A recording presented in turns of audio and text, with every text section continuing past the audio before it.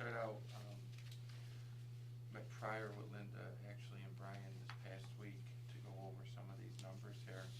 And I'd like to have Linda start out with, let's get the financial report done first through October 31st, then we'll get into the budget. Yeah, and I'll just do October briefly, because a lot of the content in this is also going to be covered within the budget book as well.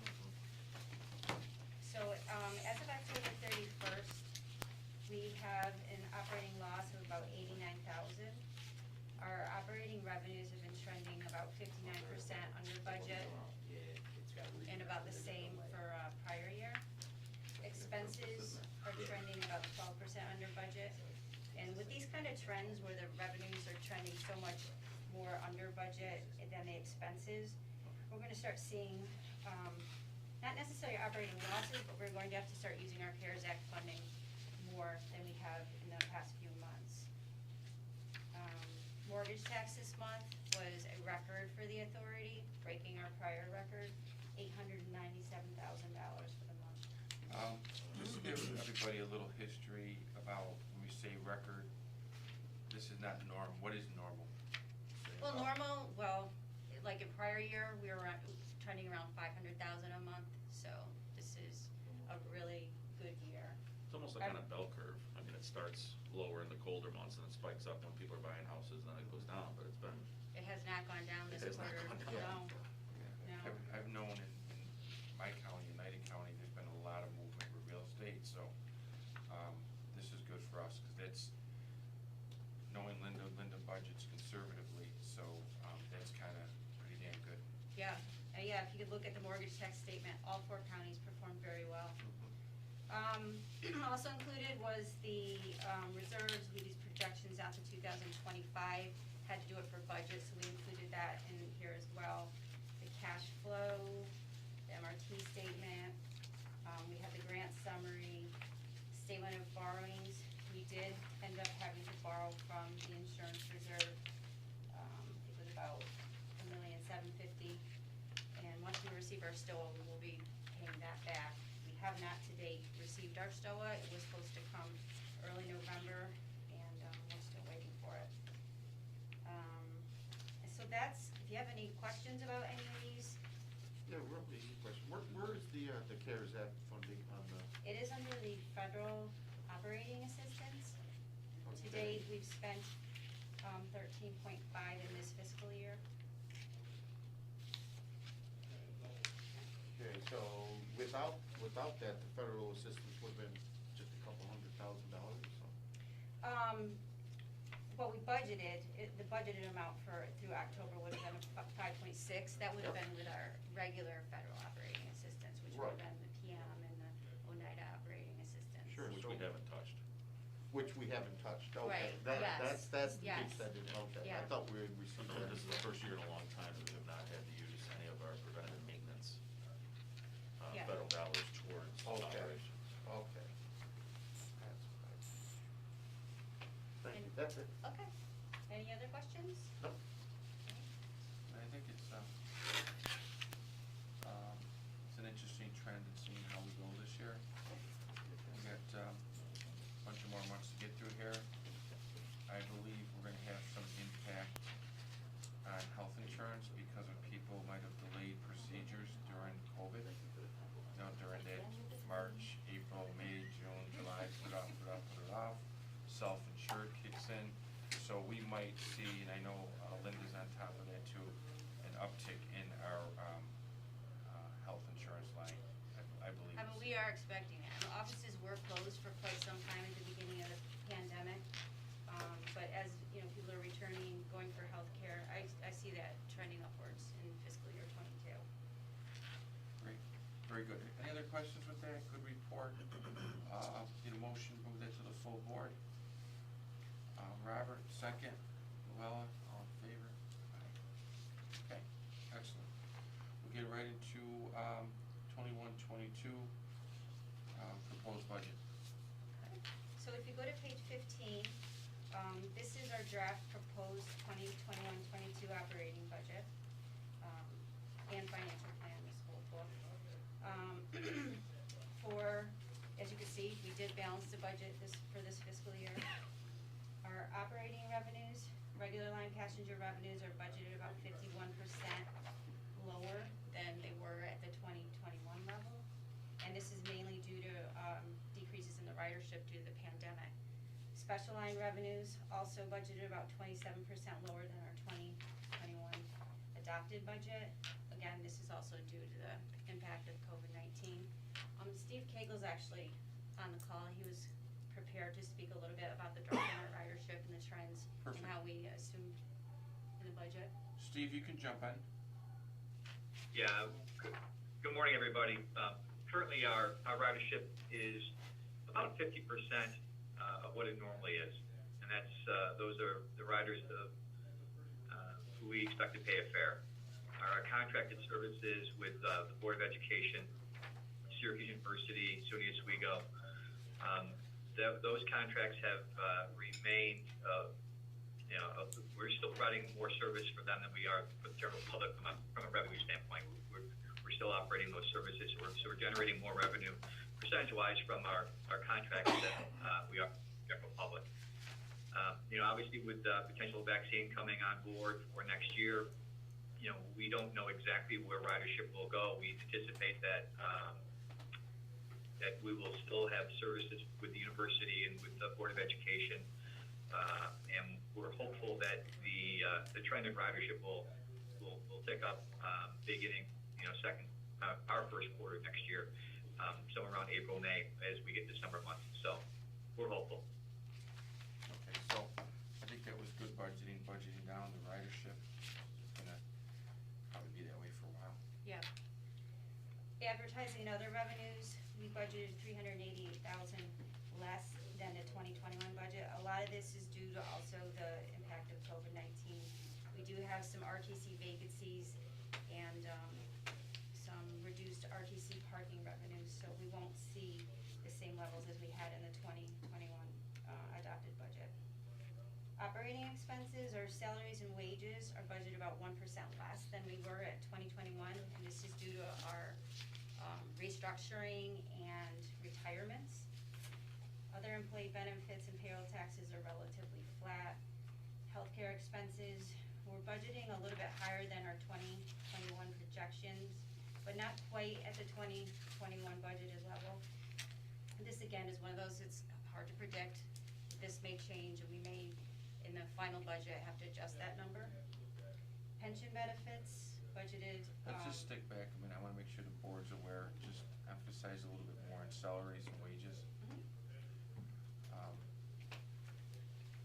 This is something that I think that's important, where I think Brian and his team has worked hard with the reorganization to reduce that expenses through less personnel, but being as efficient as possible and building upon the strengths of who we have here. So I thought that was something that stood out to me pretty much. Very good, thank you. See, I left off that pension And budget. then once your salaries and wages are down, it drives the whole fringe piece. So it all jumps on after that, so that's pretty damn good. Okay, Linda? Pension benefits are budgeted about $996,000 over the 2021 budget. This is due to mainly the actuarial calculation and some taking into account some of the recent retirements. Workers' comp, much lower than the 2021 adopted budget, and this is due to the current trends. Our light and modified duty program has been very successful in lowering these costs, so that's a good point. Risk management is budgeted about $741,000 higher than 2021, and this is due to the increases in our liability insurance premiums.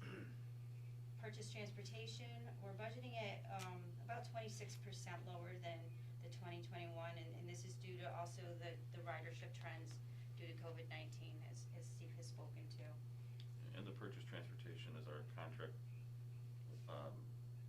SU, Board of Education, and when they're limiting their service because they got less people on campus and kids remotely learning, and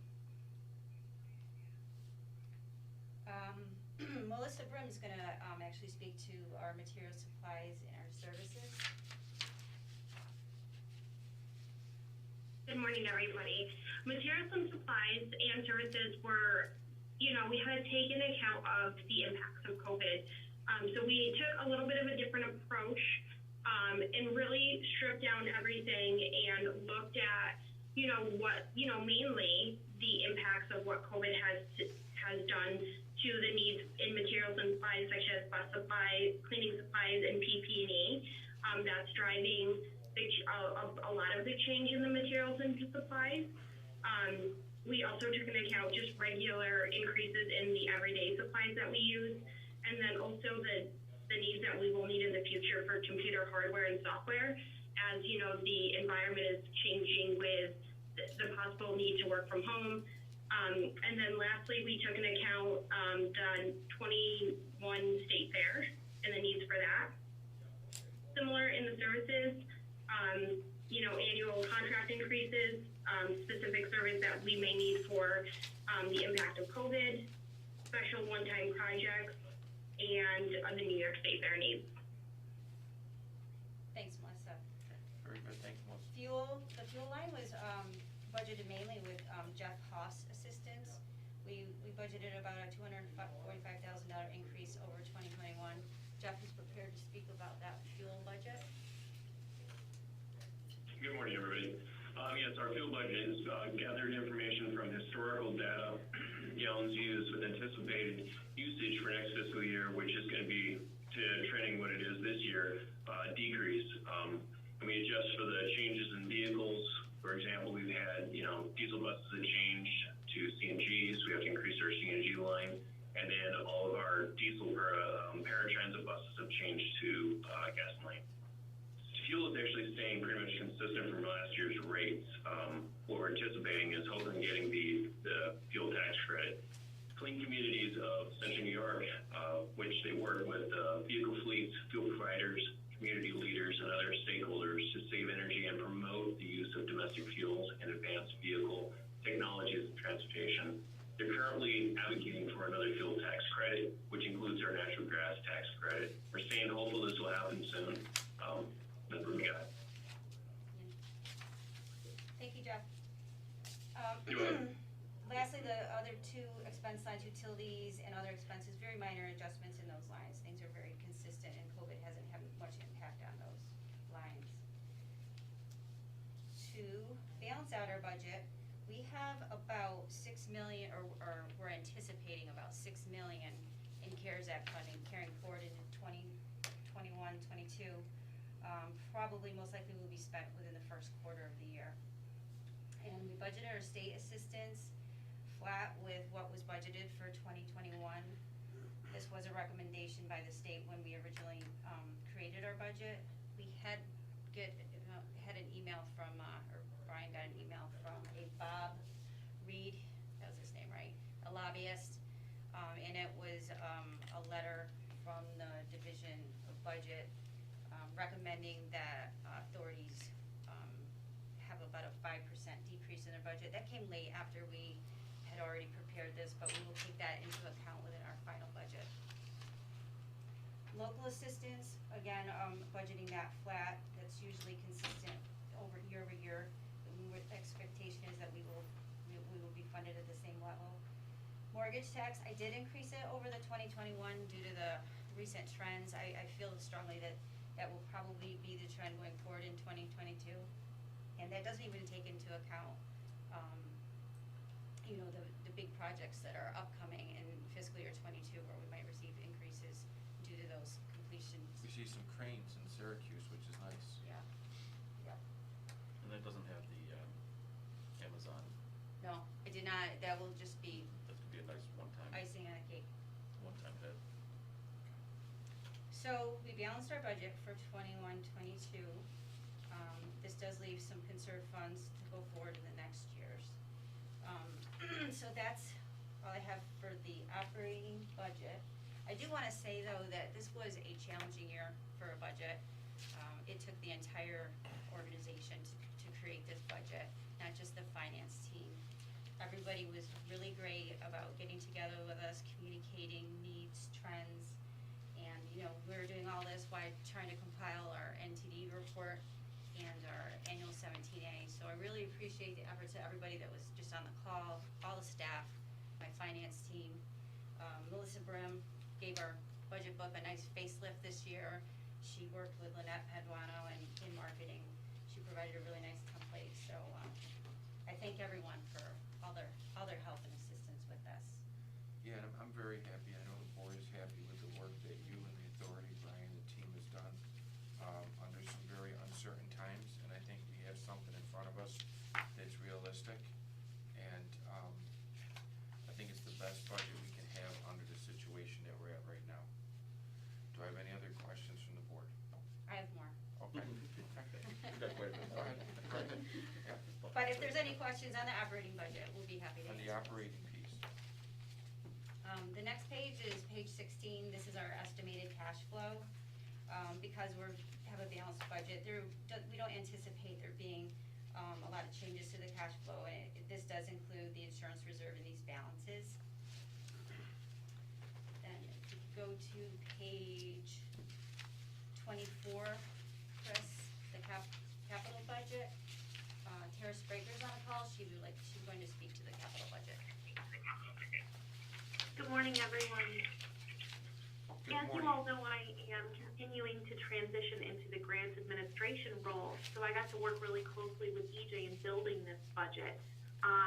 It was pretty impressive. He does some really great things. I'm excited to take a jump into this year. The projects in front of you that you see for Onondaga County and Oneida County, all of these projects are anticipated to be completed and paid for in fiscal year 22. All of these projects are also funded, and I'd like to highlight the larger projects that we have in here. The little over $4 million bus procurement is in there. There's the $3 million CNG rehabilitation, the contactless fare collection system, $500,000, and the maintenance software system replacement, also at $500,000. Those are the big, impressive things that we're going to be doing this coming fiscal year. And with that, if you have any questions, myself or EJ will be happy to answer them. Do we see, this is Nick, nice job. Do we see the capital initiatives, the funding is pretty much in place, or is it still speculative as far as the funding? All of the funds for these projects that are in front of you here, all of those are funded. Okay, that answers my question. We're good through 23, right? Yes. Yes, we are. 'Cause I worry so much about The things budget that was are, really good, Oh, yeah. through 23. yeah. Things that are always kind of at risk because of this right now. EJ was going to go on about the unfunded projects. Sure. He's on the call too. Yep, I'm here. Next page. So the projects listed here on page 25, this is more of the wish list of projects that as 100% state dedicated funds become available, we chip away at this list. Projects come off every year, projects get added every year. But as you can see, we have, a significant list of projects, but as funds become available, we do chip away at this list. If there's any questions about this, if not, we can move on to page 27 for the 3-year capital projection.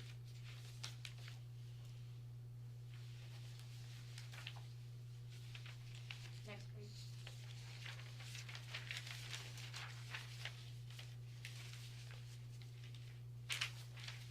Page 27, Chris? Yep. Here it is. Yep, thanks. So, as of right now, we are fully, or at least funded, out to the large bus purchase in our fiscal year 26. As you can see, we have about a $30 million hole right now. That gap is closing as the new bus procurement, which you'll hear about in the resolution, Those prices came in significantly lower than anticipated, so that'll close that gap for that contract. Also with not having to use our preventive maintenance this year or potentially some next year, that money can go towards this purchase also. But at least for the next 3 years, from a capital standpoint, we're in pretty good shape. And I think through competitive grant funds, through the FTA, the 5339 program, which is about $340 million annually, applying for those over the next couple of years, I think we will be able to fund that large bus purchase of 64 buses in 2026. And also, if you look at Oneida, we're just about 1 bus short for funding there. So I think with those 5239 funds, we should be in good shape. But over the next couple of years, obviously, we will be keeping the board apprised of that. EJ, what was the last year when we turned over the fleet in Oneida with those Orions? That's actually that would be in 2026. So those are 2012s. Wow. So those 18 buses will be coming due in 2026, or 2024, sorry. It seems like yesterday the buses are aging and we're aging with the buses. Yeah, time flies, doesn't it, Nick? You need to replace some stuff for me, my back and everything, so let's do a capital for the board here for their physical ailments. So we get knee replacement there for you? Any questions for State of EJ? good repair. Okay, you're gonna have to back up to page 26 for me, Chris. Thank you, Eve. Yep. Lastly, we have our 3-year operating budget projections. I'm also gonna go over our 3-year unrestricted reserves. As you can see, we closed the budget gap in 2022. That was using a lot of reserved federal assistance and also having our MRT performing well and still projecting it to perform well, flat, going forward. We did have a little bit more federal assistance that rolled into 2023. However, we are back to needing our federal PM and our Oneida operating assistance to try to close the budget gap. But as you can see, in 2023, we're already starting to use reserves, and we'll continue to need them going forward in 2024. And this is just due to our average increases of about 3% in expenses. So this was a very conservative projection because there's so much unknown still. And then by the time you get to 2025, we are going to need funding. So without the state increasing our STOA to levels that they were and increasing them going forward, you can see we're going to have funding issues. That all rolls into our 3-year unrestricted reserve projections, page 28. And you can just see the impact of the reserves on here. You know, we started off 2021 with a $12.6 million balance in reserves, and we are holding it pretty close to flat for up through 2022. But then we're starting to use our reserves again in 23, 24. And again, we're in deficits in 25. Any questions? No, it's not the first time we've been in a situation when we projected out. Yep. So we'll see how That's things the first time transpire. we projected zeros in that green line. Yeah. Yeah, we haven't seen that in a long time.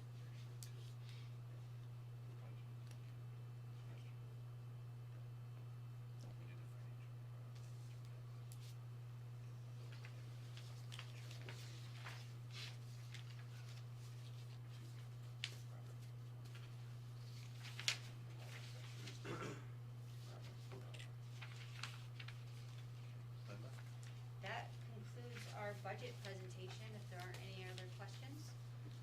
Questions? I thought this was very good. Appreciate the input from you and folks on the phone. Appreciate my pre-gamer. With that being said, I want to bring this to the full board. Do I have a motion from the board to bring it to the full board? Luella?